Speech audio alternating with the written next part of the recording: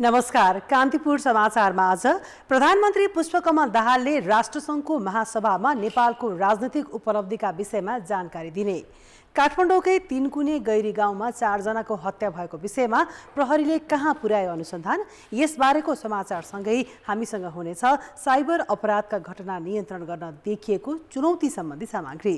नेपाली हिन्दू महिलाको चाड हरितालिका तीजको रौनक सुरु हुँदा काठमाडौँको प्रसिद्ध इन्द्रजात्रा मनाउन आर्थिक अभाव, शनिबारको स्वास्थ्य सल्लाहमा आकस्मिक मृत्यु अर्थात् सडेन डेथका पूर्व सङ्केत कस्ता देखिन्छन् र कसरी सावधानी अपनाउने।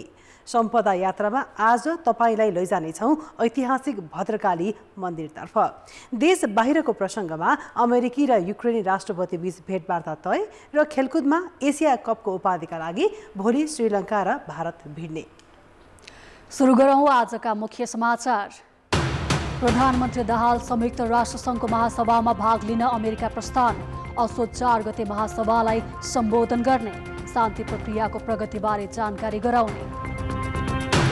सामाजिक सञ्जालका माध्यमबाट हुने अपराधका घटना बढेको बढे, 2 महिनाभित्रै साइबर अपराधका 3000 उजुरी, नागरिक सचेत बनाउन सरकारी निकायकै व्यवस्था।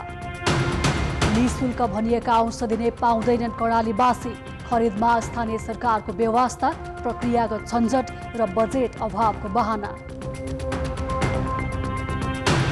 अमेरिकी राष्ट्रपति बाइडेन र युक्रेनी समकक्षी जेलेन्स्की बीच वासिङटनमा भेटवार्ता तय, युद्धग्रस्त युक्रेनलाई थप आर्थिक एवं सैन्य सहायताबारे छलफल हुने। र साफ अन्डर 19 च्याम्पियनसिपका लागि नेपालको तयारी अन्तिम चरणमा, घरेलु मैदानमा उपाधि जित्ने लक्ष्य, राष्ट्रिय टिमले नयाँ खेलाडी पाउने अपेक्षा।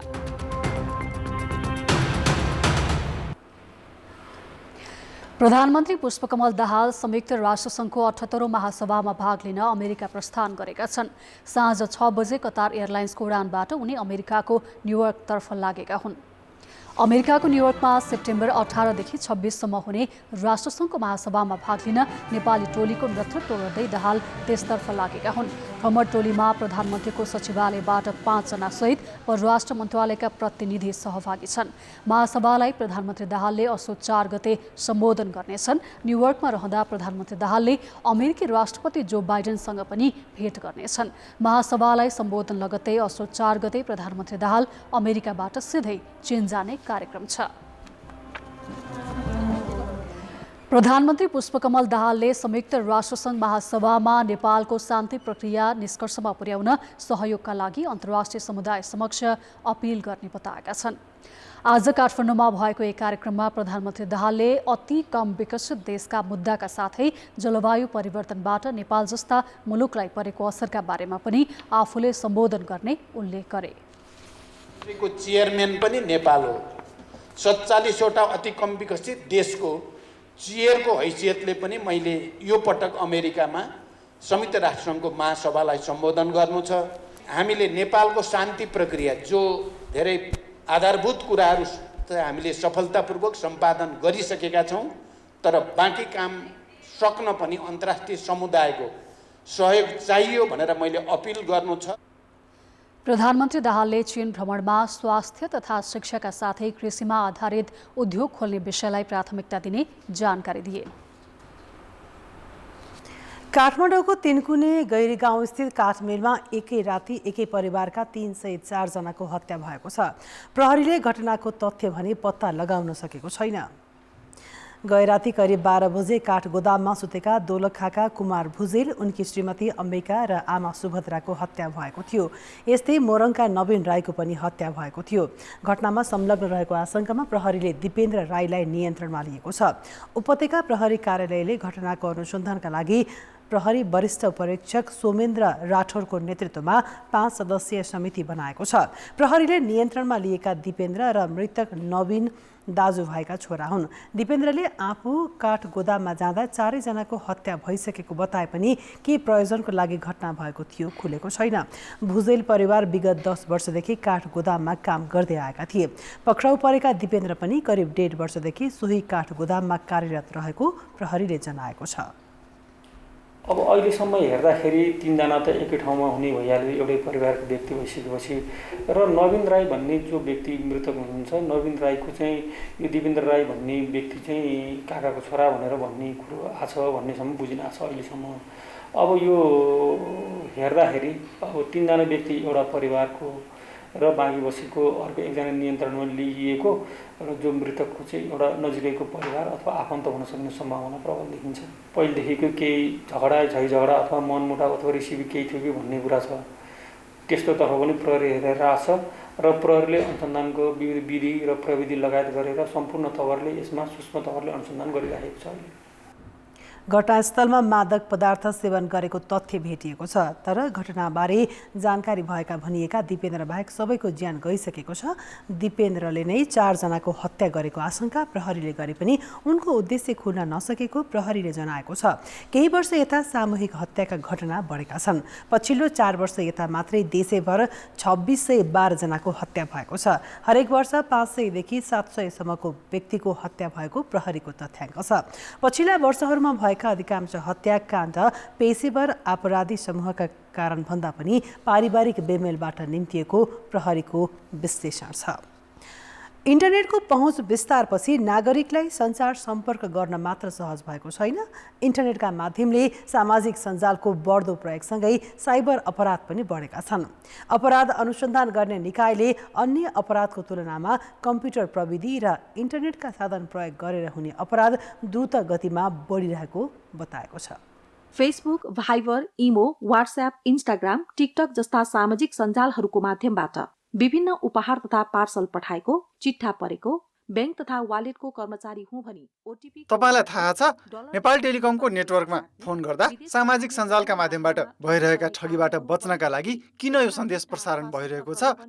अपरिचित व्यक्तिहरूलाई कुनै पनि किसिमका ओटीपी कोड, पिन कोड जस्ता सेक्युरिटी कोडहरू नदिन हुन अनुरोध छ। आम नागरिकमा सामाजिक सञ्जालको प्रयोग बढे पनि यसबारे जनचेतनाको निकै कमी रहेकाले यस्तो सन्देश प्रसारण गर्नु परेको प्रहरीले जनाएको छ। नेपाल प्रहरीको तथ्याङ्क अनुसार गत आर्थिक वर्षमा मात्रै प्रहरीमा साइबर अपराधका 9000 उजुरी दर्ता भएका छन्। चालु आर्थिक वर्षमा साइबर अपराधसँग सम्बन्धित झन्डै 3000 वटा उजुरी आइसकेको नेपाल प्रहरीको साइबर ब्युरोले जनाएको छ। समुदाय प्रहरी साझेदारी कार्यक्रम अन्तर्गत पनि विभिन्न स्कुल कलेजहरूमा पुगिरहेछौँ। यी लगायतका अब यसले विभिन्न मोबाइल टोनहरूमा पनि यहाँहरूले पाउनुहुन्छ होइन। भन्नुपर्दा यो चाहिँ विभिन्न माध्यमबाट अवेरनेस जनचेतना नै अभिवृद्धि गर्ने विभिन्न टुल्सहरू त हो, तथापि आफैमा यो पनि अझै त्यति साह्रो किन प्रभावकारी भइरहेको छैन भन्दै बुझ्दै जाँदाखेरि अनलाइनमा आएका हरेक कुराहरूलाई चाहे त्यो भ्रामक होस् अथवा अथेन्टिक होस् अथवा अन्य कुनै होस् त्यसलाई चाहिँ लिइरहेको छ। त्यसमा थोरै अलिकति आफ्नो अन्डरस्ट्यान्डिङ बनाउनु आवश्यक छ। तपाईलाई पनि कसैले फेसबुक, मेसेन्जर लगायतका सामाजिक सञ्जाल मार्फत उपहार तथा नगद जित्नु भएको छ, तर त्यसका लागि केही रकम पठाउनुपर्छ भनेर झुक्क्याउन त खोजेको छैन। हालै लक्की ड्रमा आइफोन जितेको सन्देश पाएर एकजना महिलाले आइफोन पाउन मेसेजमा भनिअनुसार विभिन्न बैंक खातामा रकम जम्मा गरिन्। तर न त आइफोन आयो न त पैसा नै फिर्ता पाइन्। धेरै पछि आफू ठगिएको महसुस गरेपछि उनी प्रहरीमा उजुरी दिइन्। मेसेज पठाएर ती महिलालाई ठगी गरेको आरोपमा प्रहरीले भदौ 4 गते ललितपुर कुपन्डोल गुसिङ्गालबाट 2 जनालाई पक्राउ गर्यो। उनीहरूबाट 7 वटा मोबाइल, 12 वटा एटिएम कार्ड र झन्डै 200 वटा सिम कार्ड पनि फेला परेको प्रहरीले जनाएको छ। अनलाइनमा मात्रै चिनजान भएको साथीले गिफ्ट पठाइदिने भनी प्रलोभनमा पार्ने र गिफ्ट प्राप्त गर्न भन्सार शुल्क माग्ने गिरोह नै सक्रिय रहेको प्रहरीले जनाएको छ। कसैमाथि विश्वास गर्नु पर्यो भने कसैले भनेका कुराहरूलाई कमसेकम अथेन्टिकेट त गर्थ्यौँ नि। अहिले अथेन्टिकेट गर्ने कुरा हामी गर्दै गर्दैनौँ। अनलाइनमा आएका कसैले मेसेज पनि पठायो भने त्यसलाई 100% लिने भयौँ। तर त्यो मेसेज जसकोबाट आएको छ कहिलेकाहीँ हुन्छ नि त अलिकति शङ्कास्पद किसिमका मेसेजहरू छ भने, अथवा कसैले लट्री पढ्यो भन्छ भनेपछि सामान्य त हामीले के बुझ्न सक्छौँ भने लट्री कसरी पढ्यो भन्ने कुरा छ नि त्यसका सर्टेन प्रोसिजरहरू। अथवा पार्सल पठाइदिन्छु भन्छ भने पार्सल किन पठाउँछ, कसलाई पठाउँछ, त्यसका पनि केही कुराहरू हुन्छ। नेपाल प्रहरीको साइबर ब्युरोमा यस्ता घटनाका उजुरी दिनहुँ जसो आउँछन्। प्रहरीका अनुसार एउटा मेसेजलाई पत्याएर ठगिने धेरै छन्। अधिकांश घटना जनचेतनाको अभावका कारण हुने गरेका छन्। सामाजिक सञ्जाल ह्याक गरी निकटतम साथीलाई विभिन्न बहानामा रकम माग गर्ने, साथीभाइको सामाजिक सञ्जालबाट कोड नम्बर पठाएको छु भनेर कोड माग गरी खाताबाट रकम निकाल्ने, सस्तोमा अनलाइनमा सामान बिक्रीमा राख्ने र सामान पठाउनु अघि नै पैसा बुझेपछि पनि सामान नदिने जस्ता आपराधिक क्रियाकलाप बढेको छ। मोबाइल र इन्टरनेटका माध्यमबाट आएका सन्देशलाई सहजै पत्याउनेहरू ठगीको फन्दामा पर्ने गरेका छन्। यस्ता घटना हुन नदिन जनचेतनाको अभाव भएको अधिकारीहरू बताउँछन्। उपभोक्तालाई जागरुक बनाउने जिम्मेवारी बोकेका सरकारी निकाय भने यसतर्फ खासै ध्यान दिएका छैनन्। कहाँ कहाँ यस्ता कार्यहरू सञ्चालन भइरहेछन् त्यसमा चाहिँ हामीले चाहिँ खोजेर त्यसलाई चाहिँ रोक्नुपर्ने अवस्था पहिलो कुरो हो। दोस्रो कुरो के छ भने हामीलाई पनि जनचेतनामूलक कार्यक्रमहरूको अभाव नै भएको हो, या हाम्रो चाहिँ त्यो लेभलको जुन नलेज छ या शिक्षा छ त्यो हाम्रो नपुगेकै हो। त्यसले गर्दा पनि के छ भने हाम्रो चाहिँ यो ठग्ने कार्यक्रम बन्छ। त्यो दुईटै पार्टलाई चाहिँ के गर्नुपर्छ, हामीले चाहिँ प्यारलली बढाउनुपर्छ। आपराधिक व्यक्ति वा समूह नै मिलेर प्रविधिको दुरुपयोग गरी सामाजिक सञ्जाल प्रयोगकर्तालाई ठग्ने गरेका घटना बढेको तथ्याङ्कले देखाएको छ। फेसबुक, मेसेन्जर, व्हाट्सएप, भाइबर, इमो आदिबाट अपरिचित व्यक्तिसँग आर्थिक लेनदेनबाट जोगिँदै अश्लील क्रियाकलापको आग्रहबाट सजग रहे साइबर अपराध घटाउन सकिन्छ। कान्तिपुर समाचारका लागि क्यामेरामा श्याम श्रेष्ठका साथ जितेन्द्र झा, काठमाडौँ। अब जनताको आवाज हामीले आज 7 प्रदेशमा सोधेका छौँ। सामाजिक सञ्जाल मार्फत हुने ठगी र साइबर अपराधबारे तपाईँ कतिको सचेत हुनुहुन्छ?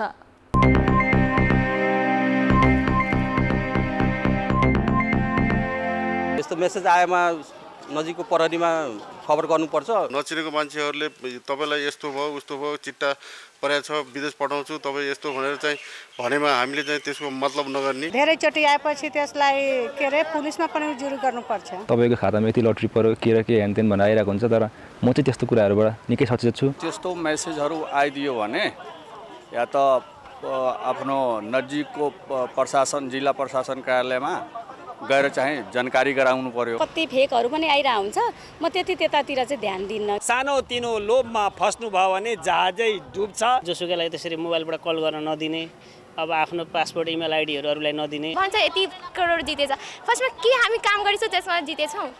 फर्स्टमा यो सवाल गर्नुपर्छ यिनीहरूसँग। कसैले फेसबुक आइडीमा नचिनेको मान्छेले फ्रेन्ड रिक्वेस्ट पठायो भने म त्यसलाई एक्सेप्ट पनि गर्दैन। जोखिम हुनसक्छ भन्ने लाग्छ भने तुरुन्त सम्बन्धित निकायहरूमा चाहिँ त्यसको जानकारी गराएर थप दुर्घटना निम्त्याउनुबाट चाहिँ आफूले जोगिनुपर्छ। राम्रो पक्ष पनि छ तर कोही नराम्रो पक्ष पनि छ। अहिले विसङ्गति विकृति धेरै भएको छ। ब्याङ्क पिनकोड सबै सुरक्षित गएर एकदम पक्का भएर सुरक्षित राख्ने। आफ्नो चिनेको मान्छेसँग मात्र एड हुने। सही मेसेज हो अथवा गलत मेसेज हो भनेर त्यसलाई चाहिँ म निगरानीमा राख्ने गर्छु। ठगीको प्रक्रियाहरू भइरहेका छन् र त्यसका लागि चाहिँ म चाहिँ सचेत छु। कस्तो हो के हो सबभन्दा पहिला आफूले बुझ्न जरुरी छ। अनावश्यक कलहरू एटेन्ड नगर्ने, लिङ्कहरू नखोल्ने, यसै गरेर आफै सजग हुने।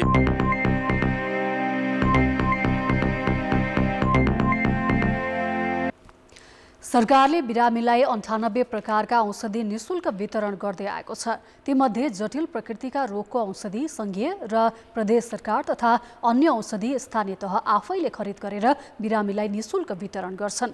तर कर्णाली प्रदेशमा भने नागरिकले निशुल्क औषधि पाउनै मुस्किल छ। औषधि उपचार र जनशक्ति व्यवस्थापनलाई सहज बनाउन नसकेका कर्णालीका स्थानीय तहहरू औषधि खरिदका लागि सङ्घ र प्रदेशको अनुदानमै निर्भर छन्।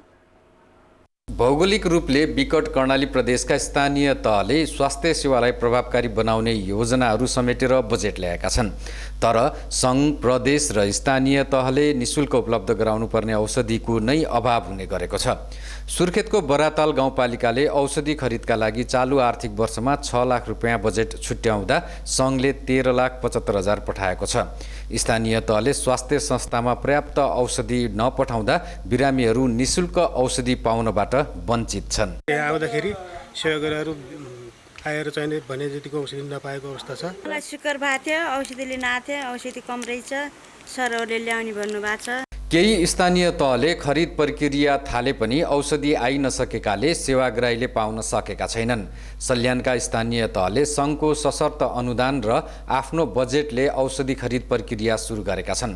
सङ्घ सरकारले दिने सशर्त अनुदान घटेर आएको र बजेटको अख्तियारी पनि नआएकाले जाजरकोटका स्थानीय तहका स्वास्थ्य केन्द्रमा भने औषधि अभाव हुने देखिएको छ। अख्तियारी पनि प्राप्त नभइसकेको र हामीले जेठमा हामीले सप्लाई गरेको औषधि पनि अब खपत भइसकेको हुनाले गर्दा अब चाहिँ अलिकति अभाव हुने अवस्था हुन देखिन्छ। अब एक हप्ताभित्रमा खरिद प्रक्रिया पुरा गरेर औषधिहरूलाई हामीले स्वास्थ्य संस्थाहरूमा पुर्याउने जमावट गरिरहेका छौँ। स्थानीय तहले औषधि खरिदमा व्यवस्था गर्दा त्यसको असर नागरिकले भोग्नु परेको छ। औषधि खरिदमा न्यून बजेट छुट्याएका पालिकाका स्वास्थ्य संस्थाहरूमा बिरामीले निशुल्क पाउनुपर्ने औषधि पाउँदैनन्। स्थानीय तहमा औषधि नपुगेको भन्ने 2-3वटा कारण हुनसक्छ हैन। जस्तै अब अहिले हामीले सङ्घीय सरकारले सबैको विभिन्न तहलाई कुन कुन औषधि कसले खरिद गर्ने र वितरण गर्ने भन्ने अख्तियारी त्यो जिम्मेवारी दिएछ, जसमध्ये चाहिँ अब अलिकति जटिल प्रकारको खरिद चाहिँ सङ्घले गर्छ, मध्यम खालको प्रदेशले गर्छ र सजिलरी र धेरै प्रयोगमा आउने चाहिँ स्थानीय तहले गर्छ। त्यही भएर यो च्यानलमा कहीँ ब्रेक भएको जस्तो लाग्छ। निशुल्क वितरण गरिने 98 प्रकारका औषधि मध्ये कर्णाली प्रदेश सरकारले 41 प्रकारका औषधि आपूर्ति गर्दै आएको छ। चालु आर्थिक वर्षमा औषधि खरिदका लागि कर्णाली सरकारले 3 करोड र सङ्घीय सरकारले 1,80,50,000 बजेट आपूर्ति केन्द्रलाई पठाएको छ। कान्तिपुर समाचारका लागि क्यामेरामा देव राणाका साथ जाजरकोट सहकर्मी सरज ओली, सल्यान सहकर्मी सरिता चलाउनेका साथमा कमल पन्त, वीरेन्द्रनगर, सुर्खेत। अब जनमतको अन्तिम परिणाम। जनमतमा हिजो हाम्रो प्रश्न थियो, संसदमा दर्ता भएको शिक्षा विधेयकलाई लिएर शिक्षकहरू किन आन्दोलित भएका होलान्? ए, शिक्षामा राजनीति, बी, स्वाभाविक चासो र सी, बुझाइमा समस्या। जनमतको अन्तिम परिणाम यस्तो छ। ए, शिक्षामा राजनीतिमा 77%, बी, स्वाभाविक चासोमा 9% र सी, बुझाइमा समस्यामा 14% मत प्राप्त भएको छ। अब आजको प्रश्न। जनमत। सरकारले निशुल्क दिने भनेका औषधिमा नागरिकको सहज पहुँच किन नपुगेको होला? ए, प्रक्रियागत झमेला, बी, बजेट अभाव र सी, जानकारीको कमी।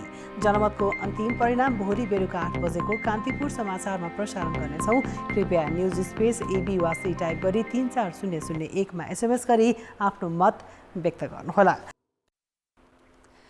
नेपाली हिन्दू महिलाको महान चाड हरितालिका तीज नजिकैसँगै गाउँघरदेखि सहरसम्मै रौनक देखिन थालेको छ।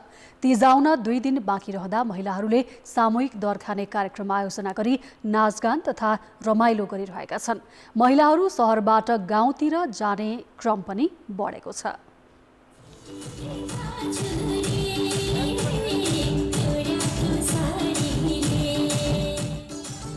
अहिले अधिकांश महिलाहरू विभिन्न पार्टी प्यालेसदेखि रेस्टुराँसम्म दर खान र नाचगानमा व्यस्त देखिएका छन्। बच्चादेखि वृद्धसम्मलाई तीजले छोएको छ। विभिन्न सङ्घ संस्था तथा समूहले आयोजना गरेका तीज कार्यक्रममा महिलाहरू रातो पोसाकमा सजिएर सहभागी भएका छन्।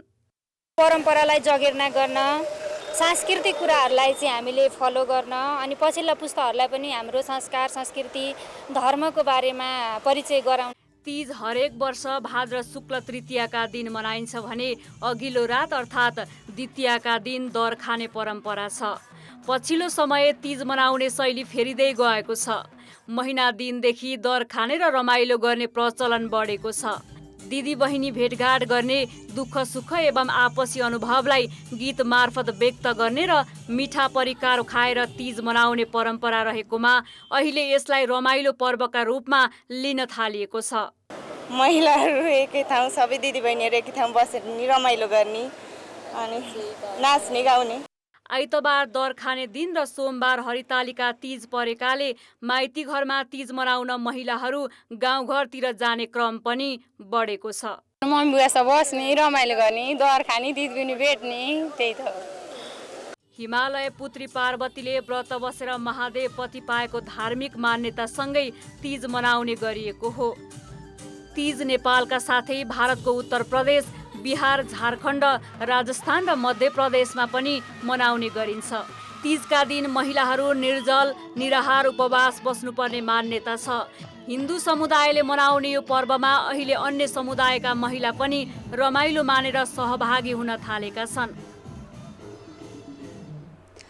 मुलुककै छुट्टै पहिचान बोकेको काठमाडौँको प्रसिद्ध इन्द्र जात्राका लागि आर्थिक अभाव भएको छ। 8 दिनसम्म मनाइने जात्राका लागि 64 लाख रुपियाँ आवश्यक पर्ने भए पनि काठमाडौँ महानगरपालिकाले वर्षेनी दिँदै आएको 10 लाख रुपियाँ 4 वर्षदेखि उपलब्ध नगराउँदा जात्रा सञ्चालनमा समस्या भएको व्यवस्थापन समितिले जनाएको छ। सङ्घीय सरकारले भने जात्राका लागि यो वर्ष 13,93,000 रुपियाँ दिइसकेको छ। जात्रा सञ्चालन गर्न 5 करोड रुपियाँको अक्षय कोष स्थापना गर्ने भनिए पनि महानगरले 2 करोड रुपियाँ दिए बाहेक अन्यत्रबाट रकम नजुटेको समितिको भनाइ छ।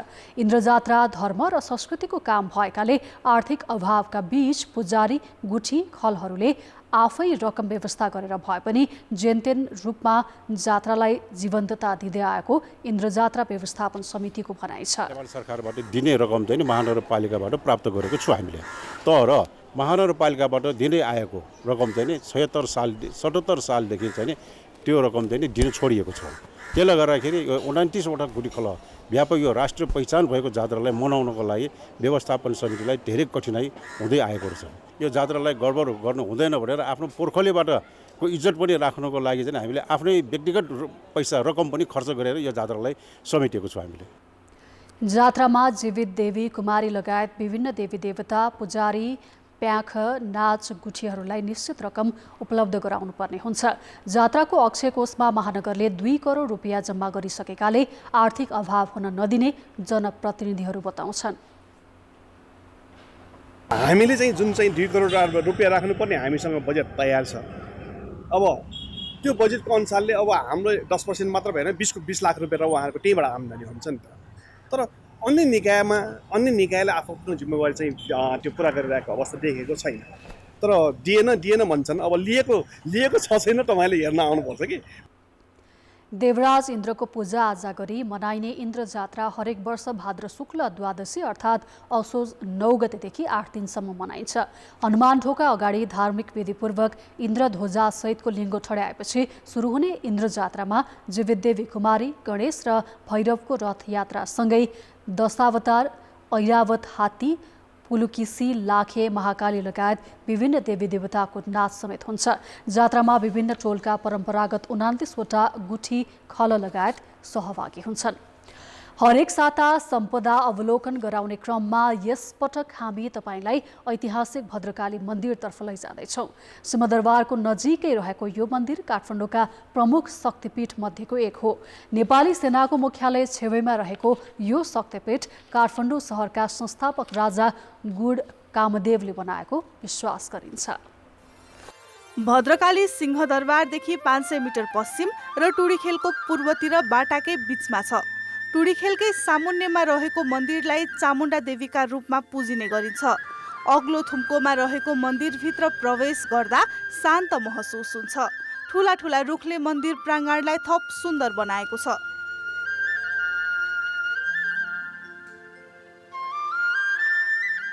मन्दिर वरपर सत्तलहरू छन्। प्राङ्गणबाट मन्दिर केही गहिराइमा छ जहाँ देवीको मूर्ति छ। अगाडिपट्टि बेतालको सुतेको मूर्ति छ। बेताललाई दर्शन नगरी देवीको दर्शन गर्न नहुने मान्यता छ। तान्त्रिक देवी भएकाले कसैले उनको शक्ति चोरी नगरून् भनेर शक्ति संरक्षणका लागि बेताललाई अगाडि राखिएको पुजारीको भनाइ छ। मन्त्रमा नष्ट गर्छ भनेर भैरवकै रूपमा त्यो बेटा दियो भन्छ। त्यो बेटा दियो बसेछ त्यहाँ चाहिँ कोही पनि असुविधा गयो भने त्यसले चाहिँ हिर्काउँछ। त्यो भएर जहाँ जहाँ तान्त्रिक हुन्छ नि त्यो बेटा दियो भन्छ। पहिलो बेटा दियो पूजा पुण्य गरिकन अनि मात्र मन्दिरभित्र गइरहेको। काठमाडौँका हरेक ऐतिहासिक मन्दिरका पछाडि एउटा कथा लुकेको पाइन्छ। भद्रकाली मन्दिरको किम्वदन्ती अनुसार एकजना किसानले खेतमा काम गर्दा रोइरहेकी बालिका फेला पारे। बालिकालाई शान्त पार्न उनले खाजाका रूपमा ल्याएको रोटी दिए। बालिका हाँसिन् र तत्कालै अलप भइन्। किसानले दिएको रोटी सुनको रोटीमा परिणत भयो। उनले यो कुरा राजा गुणकामदेवलाई सुनाए। त्यसपछि राजाले मन्दिर खडा गरेको विश्वास छ। भद्रकाली स्थापना गरिसकेपछि आएपछि अनि त्यहाँ त राजा महाराजाहरू जानु हुँदैन। त्यसपछि चाहिँ नि यो अहिले सिंहदरबारको 500 मिटर पर चाहिँ नि एउटा जुन हाम्रो भद्रकाली हुने ठाउँ छ त्यहाँबाट सुरु भएको। राजा गुढकामदेवले नगरको रक्षाका लागि चारै कुनामा तान्त्रिक देवीहरूको स्थापना गरेका थिए। तीमध्ये भद्रकाली पनि एक रहेको मान्यता छ। मन्दिर प्राङ्गणमा नेवार समुदायका कुल देवताका अन्य मन्दिरहरू पनि छन्। काठमाडौँको प्रसिद्ध पाछारे जात्रा यहीँबाट सुरु हुन्छ। कान्तिपुर समाचारका लागि क्यामेरामा हेम प्रसाईका साथ सृजना बास्तोला, काठमाडौँ।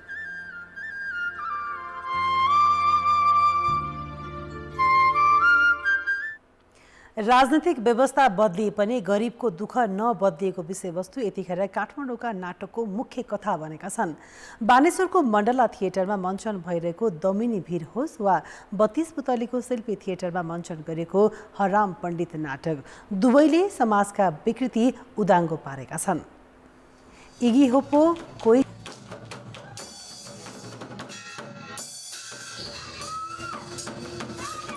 द्वारा लिखित उपन्यास दमिनी भिरमा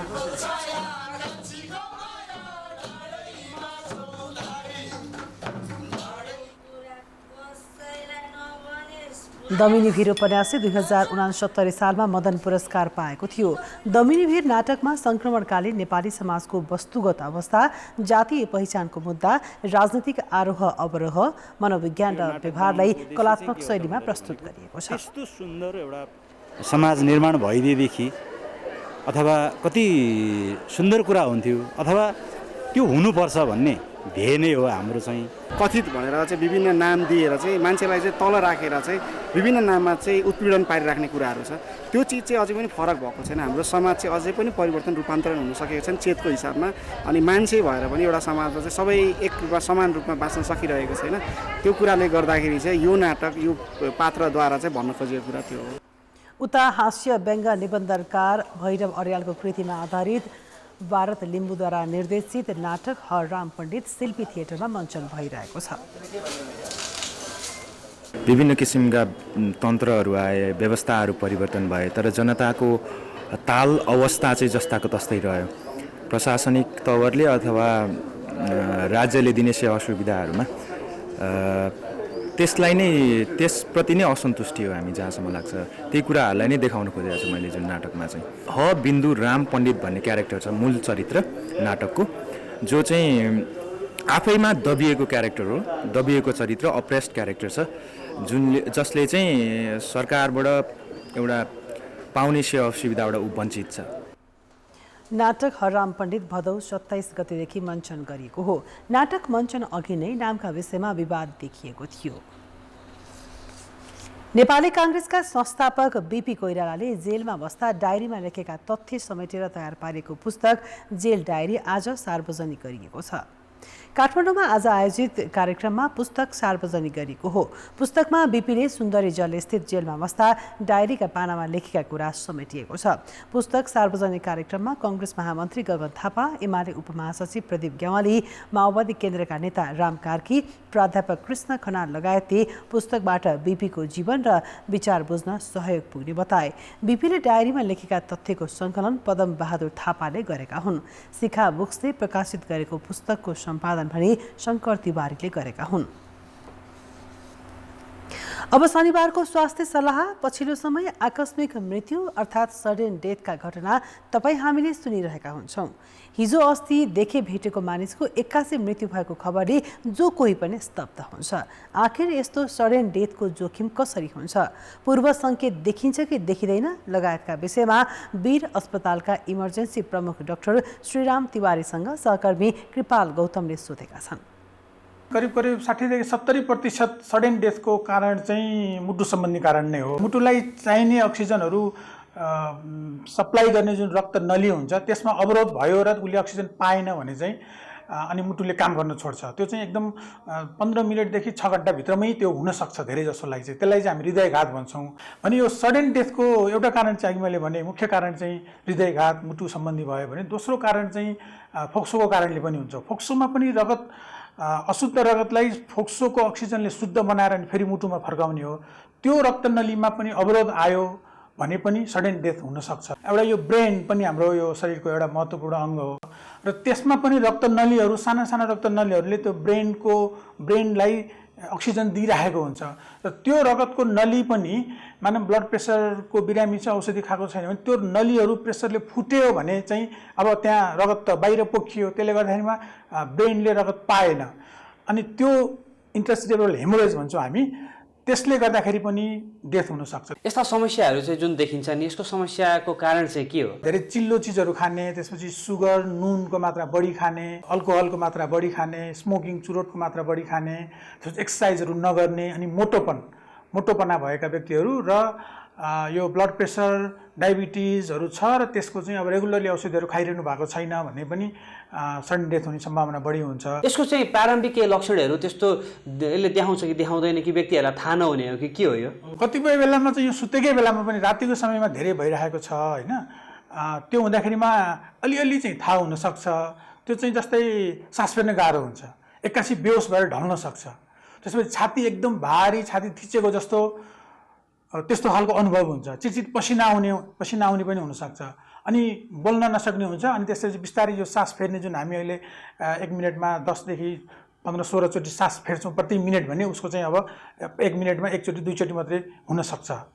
त्यस कारण अनि कतिपय बेलामा चाहिँ यो मुटु थर्केको जस्तो, मुटु धेरै चलेको, भ्याट गरेको आफैले अनुभव हुने गरेर त्यस्तो खालको फिलिङ्स पनि हुन्छ भने कतिपय बेलामा चाहिँ एकदम छोटो समयमा मात्रै 10-15 मिनट मात्रै लक्षण भएर पनि सडन डेथ हुनसक्छ। लक्षणहरू देखिँदाखेरि चाहिँ कस्तो अवस्थामा चाहिँ अस्पताल जाने र कस्तो अवस्थामा चाहिँ घरमै उपचार गर्न सकिन्छ? यसको लागि चाहिँ आफ्नो स्वास्थ्य परीक्षण नियमित रूपमा नै गर्नुपर्ने हुन्छ। जब चाहिँ अप्ठ्यारो पर्छ, लक्षण देखिन्छ, सास फेर्न गाह्रो हुन्छ, तब मात्रै हामी अस्पताल गएर उपचार गऱ्यौँ भने चाहिँ हामीले ठुलो भुल गरिरहेछौँ भन्ने नै बुझ्नुपर्छ।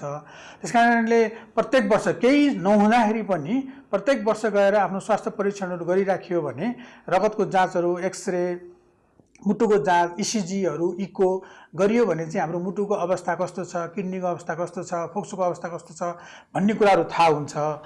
त्यसले गर्दाखेरि हामी बच्न सक्छौँ। अर्थ र विकास, कृषि, वन, पर्यटन, ऊर्जा, जडीबुटी जस्ता क्षेत्रबाट नेपालले आर्थिक विकास गर्न सकिने भए पनि नवउद्यमीले पुँजी र प्रविधि नपाउँदा युवा पलायन बढ्दै गएको सरकारवालाले बताएका छन्। नेपाल युवा उद्यमी समेत 2023मा सहभागी वक्ताहरूले नेपालमा प्रशस्त सम्भावना भए पनि कानुनी अडचन र उद्यमीले सहज रूपमा पुँजी तथा प्रविधि पाउन नसकेको बताएका हुन्। राष्ट्रिय योजना आयोगका उपाध्यक्ष मिनबहादुर श्रेष्ठले लागत बढी र उत्पादन कम नै अहिलेको मुख्य चुनौती भएको बताए। अघि मैले के देखाएँ त भन्दा हाम्रो प्रोडक्सन चाहिँ लो छ, प्रोडक्टिभिटी लो छ र प्रोडक्सनको कस्ट धेरै हाई छ। जस्तो नेपाल राष्ट्र ब्याङ्कबाट एउटा अध्ययन गर्दाखेरि के देखिएको भने तरकारीको वा ग्रेनको उत्पादन गर्दा यो बोर्डरको वारिपट्टि कति पर्छ कस्ट र पारिपट्टि कति पर्छ भनेर क्रस बोर्डर चाहिँ कस्टको कम्पेरिजन गर्दा हाम्रो एकदमै एक्सपेन्सिभ बढी भयो। प्राकृतिक स्रोतको पनि उचित सदुपयोग हुन सकेको छैन। जङ्गलले आधा देश ढाकिसके पनि वार्षिक अर्बौंको काठ आयात हुने गरेको छ। नवउद्यमीलाई प्रोत्साहन गर्न 5 वर्ष अघि नै स्टार्टअप कार्यविधि बनाउने भनिए पनि अझै तयार भएको छैन। सरकारको विभिन्न निकायमा घुमिरहेछ, त्यसको एउटा दोषी म पनि होला, तर म आफैलाई ताजुब पनि लाग्छ। अहिले नै पनि हामीले त्यही उद्योग मन्त्रालयमै एउटा सामान्य संशोधनको लागि अर्को कुनै मन्त्रालयमा पठाएको 5 महिना भयो, अझसम्म सहमति आएको छैन। त्यो हाम्रो चाहिँ समस्या हेर्दा सामान्य लागे पनि अन्तर मन्त्रालय कोअर्डिनेसनमा भयङ्कर ठुलो समस्या। सरकारी नीतिकै कारण नेपालमा केही हुँदैन भन्ने भाष्य निर्माण भएको निजी क्षेत्रको ठम्ब्याइ छ। एउटा सरकारले बनाएको नीति तथा कार्यक्रम अर्को सरकारले ग्रहण नगर्दा कार्यक्रम नै असफल हुने गरेको उनीहरूको तर्क छ।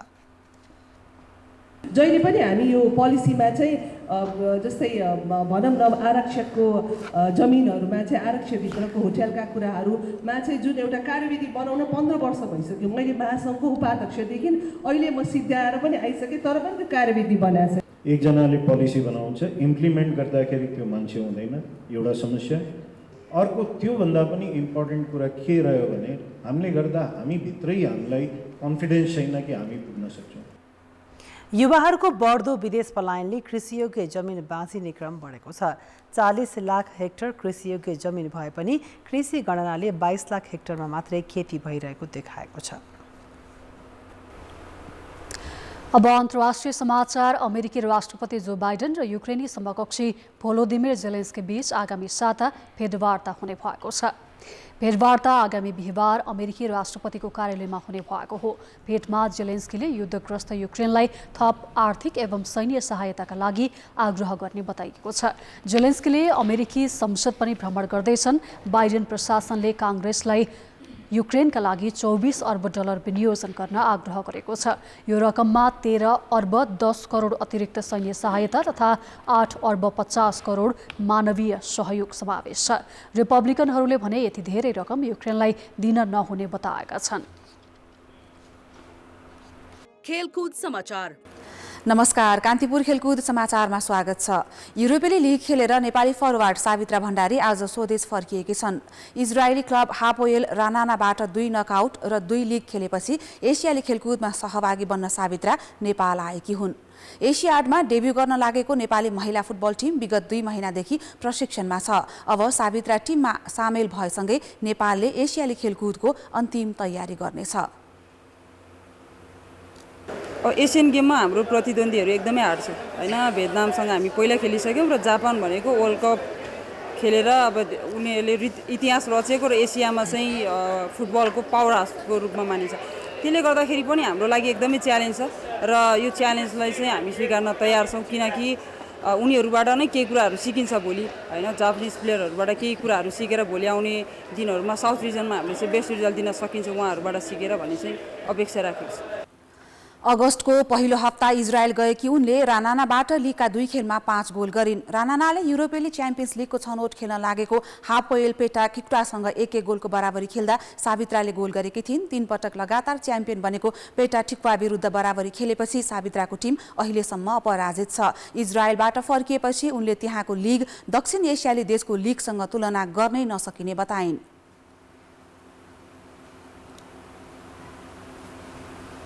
डेब्यू खेलमा एकदमै प्रेसर थियो। जस ओभरअल हाम्रो टिम हेरी अरू टिमहरू एकदमै राम्रो छ। त्यसले गर्दाखेरि हाम्रोमा चाहिँ एज ग्रुपको बढी छ। त्यसले गर्दाखेरि हाम्रो चाहिँ जस्ट हामीले चाहिँ अहिले के फोकस गर्दैछौँ भने हामीले चाहिँ यसपालि चाहिँ कमी कमजोरीलाई अर्को पालिलाई चाहिँ सुधार्ने भनेर चाहिँ हाम्रो जुन एउटा प्लानिङ छ त्यो अनुसारले हामीले ट्रेनिङ गरिरहेको थियौँ र जुन म्याचमा चाहिँ त्योभन्दा फरक भेटियो र जुन राम्रो अपोनेन्टहरूलाई पनि डोमिनेट गर्न सफल भयो र ओभरअल उनीहरूको लिगको स्तर एकदमै राम्रो छ। अनि एभ्री म्याच हाम्रो लागि एकदमै टफ छ र यो एसियाबाट बाहिरको लिग भएको कारणले गर्दाखेरि फर्स्ट टाइम अनुभव गर्न पाउँदा पनि एकदमै खुसी छु र एकदमै टफ थियो र त्यो एक्सपिरियन्सलाई चाहिँ भोलिको दिनमा यसले चाहिँ आउने दिनहरूमा चाहिँ मलाई हेल्प गर्छ जस्तो लाग्छ। सावित्रा नेपालबाट युरोपेली लिग खेल्ने पहिलो खेलाडी हुन्। एसियाली देश भए पनि इजरायलले युरोपेली महासङ्घको सदस्यता लिएको छ। त्यहाँको लिग विजेता टिमले युरोपेली च्याम्पियन्स लिगको छनौट खेल्न पाउँछ। नेपालमा असोज 4 गतेदेखि 19 वर्ष मुनिको साफ च्याम्पियनसिप हुँदैछ। प्रतियोगिताका लागि नेपाली टिम एन्फा मैदानमा अभ्यासरत छ। उपाधि लक्ष्यका साथ सहभागी बन्न लागेको नेपाली टिमले प्रशिक्षण भने 1 महिना मात्र गर्यो। उमेर समूहको घरेलु प्रतियोगिता बिना नै खुला छनौटबाट साफ खेल्ने टिम तयार पारिएको हो। यो प्रतियोगिताबाट खेलाडी पलायनबाट उत्पन्न रिक्तता पूर्ति गर्ने विश्वास पनि लिएको छ। सिनियर टिममा नयाँ खेलाडी पहिचान गर्न अन्डर 19 प्रतियोगिता महत्त्वपूर्ण मानिन्छ। तर यो उमेर समूहको घरेलु प्रतियोगिता नभएको धेरै भइसक्यो। यी खेलाडीलाई पनि अखिल नेपाल फुटबल सङ्घ एन्फाले खुल्ला छनौट गरेर ल्याएको हो। 2 वर्ष अघि अन्डर 17 साफ खेलेका धेरै खेलाडी यो टिममा छन्। त्यति बेला नेपाली टोलीले फाइनलमा भारतसँग 4-0 को हार बेहोरेको थियो। तर अब नेपालमै हुने प्रतियोगितामा घरेलु समर्थक बीच उपाधि जित्ने लक्ष्यमा खेलाडी छन्। हरेक प्लेयरलाई हुन्छ एउटा हङ्गर भन्ने कुरा हुन्छ नि, अब स्टार प्लेयर बन्छु भन्ने। अब हामीलाई मतलब आफूलाई बन्नु छ हो भने टिमलाई कन्ट्रीलाई देखाउनु छ, राम्रो खेलेर देखाउनु छ। त्यस्तो स्टार बन्ने चाहिँ छैन लक्ष्य, जे होस् जितेर देखाउनु छ नेपाल। खेलाडी पलायनका कारण सङ्कटमा रहेको नेपाली फुटबलका लागि यो नै नयाँ पुस्ता हो। राष्ट्रिय टिममा अहिले बेन्च स्ट्रेन्थ छैन, त्यसमाथि उमेर समूहमा नखेलेका खेलाडी राष्ट्रिय टोलीमा पुगेका छन्। यिनीहरू पनि फुटबलमा टिक्ने हुन् कि होइनन् भन्ने दुविधा छ। अब हामीले अहिलेको समय हिसाबले चाहिँ सिक्योर देखेरै खेलिरहेको छौँ होइन। अनि त्यसै अब यसै अपकमिङ एनएसएलहरू छ, एनएसएलहरूमा पनि हाम्रो टप 25 अहिले छ नि त, टप 25हरूको नाम लिस्ट पठाएको कारणले हल्का सिक्योर टाइपकै सोचिरहेको छौँ होइन। त्यस्तो अहिले नै अब हामी 19 सकिने बित्तिकै फरेन जानुपर्छ भन्ने खालको चाहिँ माइन्डसेट छैन हाम्रो। देशभरबाट 560 खेलाडी केन्द्रीय छनौटका लागि काठमाडौँ आएका थिए। त्यसमा अन्डर 17 र ए डिभिजन खेलेका 45 खेलाडी समावेश गरेर प्रशिक्षक सुनिल श्रेष्ठले 35 जनालाई बन्द प्रशिक्षणमा बोलाएका हुन्। अहिले 25 खेलाडी राष्ट्रिय टोलीमा छानिएका छन्, जसको टिम सेट प्रशिक्षकले गरिरहेका छन्। यो प्रतियोगिता राष्ट्रिय टिममा पुग्ने अवसर भएकाले खेलाडी उत्साही भएर खेल्ने विश्वास गरिएको छ। अब यसमा राम्रो प्लेयरहरू छ हैन। अब यिनीहरूले यसमा राम्रो आफ्नो पर्फर्मेन्स राम्रो दिन सकेन, यो पछि उनीहरूले जम्प गर्ने भनेको नेसनल टिममा हो। त्यसले गर्दाखेरि पनि मलाई जहाँसम्म लाग्छ केटाहरू सबैले हार्डवर्क गरिरहेछ होइन। अब हार्डवर्क गरेपछि त्यसको रिजल्ट पनि अवश्य पाउँछ भन्ने सोचिरहेको छु। र केटाहरूको पनि एउटा यस्तो चान्स त फेरि पाउँदैन नि, एउटा टुर्नामेन्ट एउटा खेलेर राम्रो आफूले पर्फर्म दिन सकेन नेसनल टिममा। अहिले नेसनल टिममा पनि सबै नयाँ नयाँ प्लेयरहरूलाई ट्रायलमा बोलाइरहेछ। त्यसले गर्दाखेरि त्यो उसले पनि उनीहरू एकदम च्यालेन्ज दिएर खेल्छ जस्तो लाग्छ मलाई।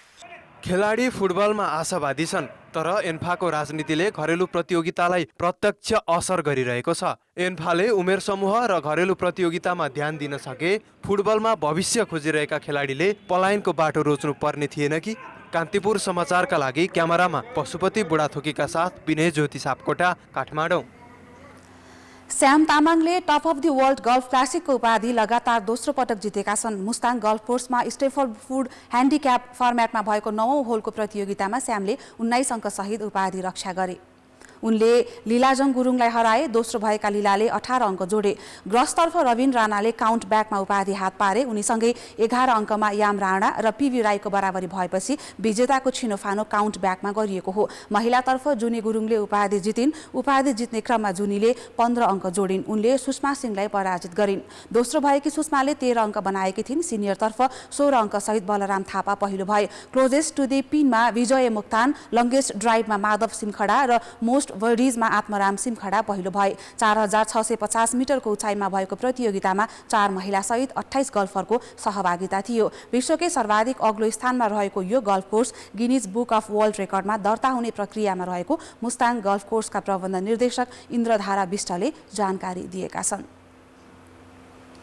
एसिया कपको उपाधिका लागि भोलि साबिक विजेता श्रीलङ्का र भारत आम्ने सामने हुँदैछन्। दुवै टिम एसिया च्याम्पियन बन्दै ओडिआई विश्वकपमा आफ्नो दाबी बलियो बनाउने लक्ष्यमा छन्।